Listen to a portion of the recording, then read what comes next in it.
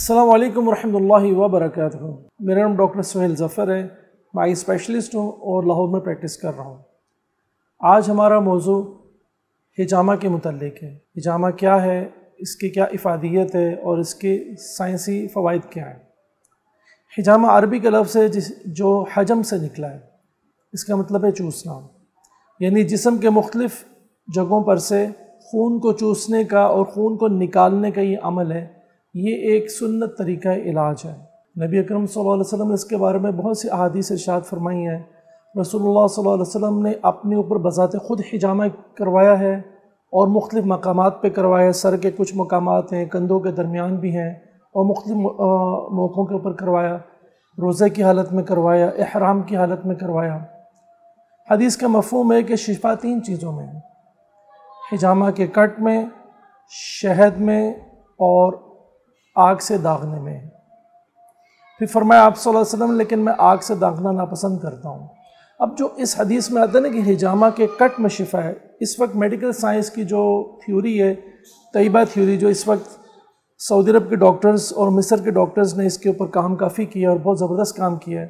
انہوں نے یہ ریسرچ سے ثابت کیا ہے کہ جب کسی جگہ پر حجامہ کا زخم یا جو کٹ لگایا جاتا ہے، اس سے کچھ کیمیکلز ریلیز ہوتے ہیں، نائٹرک آکسائڈ اور کچھ اینڈورفنز اینڈ کیفرنز ریلیز ہوتے ہیں جو پین کو بھی ریڈیوس کرتے ہیں، اور ہمارے جسم کے اندر جو سکن ہوتی ہے، سکن کے اندر جو ہے نا، جو بالکل اوپر باریک باریک خون کی نالیاں ہوتی ہیں، ان کو میڈیکل میں کیپلریز کہتے ہیں۔ ان باریک نالیوں کے اندر چھوٹے چھوٹے جو ہے نا سوراخ اور پورز ہوتے ہیں۔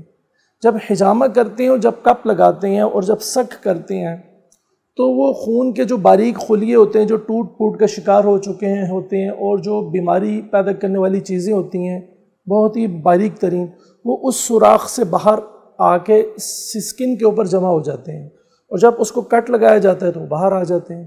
تو یہ حجامہ سے فاسد مواد خون سے اس طرح نکلتا ہے کہ ہمارے خون کے جو اوپر کی نالیاں ہیں وہ ایک فلٹر کا کام کرتی ہیں۔ اس کے علاوہ حدیث میں یہ بھی آتا ہے کہ 17، 19 اور 21 تاریخ کو حجامہ کروانا ہر مرض سے شفا کا ذریعہ ہے۔ اور میڈیکل سائنس یہ کہتی ہے کہ جب چاند کے جو یہ تاریخیں ہوتی ہیں، اس وقت مون کی، چاند کی گریویٹیشنل فورس ہوتی ہے، جو وہ زمین پر ایک اس کی قوت ہوتی ہے، وہ اس حد تک زیادہ ہوتی ہے کہ جیسے پانی میں طغیانی آ جاتی ہے، سمندروں کے اندر لہریں موجیں مارتی ہیں۔ ہماری باڈی میں بھی اسی طرح بلڈ پریشر جو ہوتا ہے 5 ڈگری ملی میٹرز آف مرکری روٹین سے تھوڑا سا رائز کر جاتا ہے۔ اور اس کے علاوہ ان دنوں میں انسان کے جو ہے نا وہ نیند کا جو سائیکل ہوتا ہے وہ تھوڑا سا ڈسٹرب ہوتا ہے۔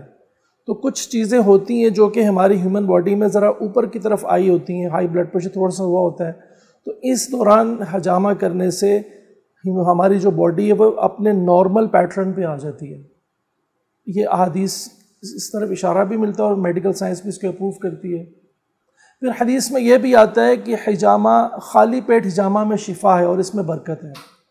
اب یہ بھی ایک بہت بہترین تعبیر ہے حدیث میں کہ خالی پیٹ حجامہ کروانا چاہیے، اور میڈیکل سائنس یہ کہتی ہے کہ جب انسان کھانا کھا لیتا ہے تو کھانے کو ہضم کرنے کے لیے ہماری جو آنتیں ہوتی ہیں اس تک بلڈ سپلائی بڑھ جاتی ہے، اور جو ہماری سکن کی بلڈ سپلائی وہ تھوڑی سی کم ہو جاتی ہے۔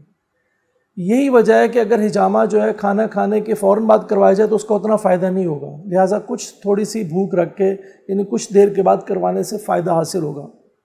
اس کے علاوہ حجامہ جو ہے، اور اگر ہم اس کے اور فوائد کی بات کریں کہ ایک نارمل باڈی کو حجامہ کرنے سے اس کی امیونٹی بڑھتی ہے، اس کے اپنا سیلف ڈیفنس جو امیونٹی جسے کہتے ہیں وہ بہتر ہوتی ہے، اس کا بلڈ پریشر نارمل پہ آتا ہے، اور خون کے اندر جو چیزیں زیادتی میں چلی گئی ہوتی ہیں وہ نارمل پہ آتی ہیں۔ مثال کے طور پہ اب ہمارا بلڈ ہے، اس کے اندر کولیسٹرول لیول ہائی ہو گیا ہے، یورک ایسڈ لیول ہائی ہو گیا ہے، اور کچھ ہارمونز کے لیول جو ہے نا وہ اوپر آ گیا ہے، تو جو چیزیں یا ہمارے خون کے اندر جو ہے نا اینٹی باڈیز زیادہ آ گئی ہیں، یا جو ہے نا وائرل لوڈ یا وائرس باڈی کے اندر جو ہے نا وہ داخل ہو گیا، تو وہ یہ سب چیزیں جو بیماری کی وجوہات بن رہی ہیں، جب انسان حجامہ کروائے گا تو یہ چیزیں باڈی سے باہر نکل آئیں گی۔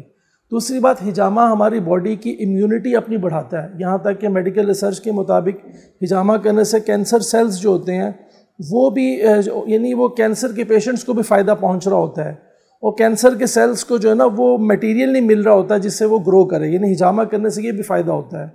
تو حجامہ کی ایک اور بڑی افادیت یہ ہے کہ نبی صلی اللہ علیہ وسلم نے حجامہ جو ہے وہ جادو کے موقع پر بھی آپ نے کروایا، تو یہ جسمانی بیماریاں روحانی بیماریاں دونوں کو یہ کو فائدہ دیتا ہے۔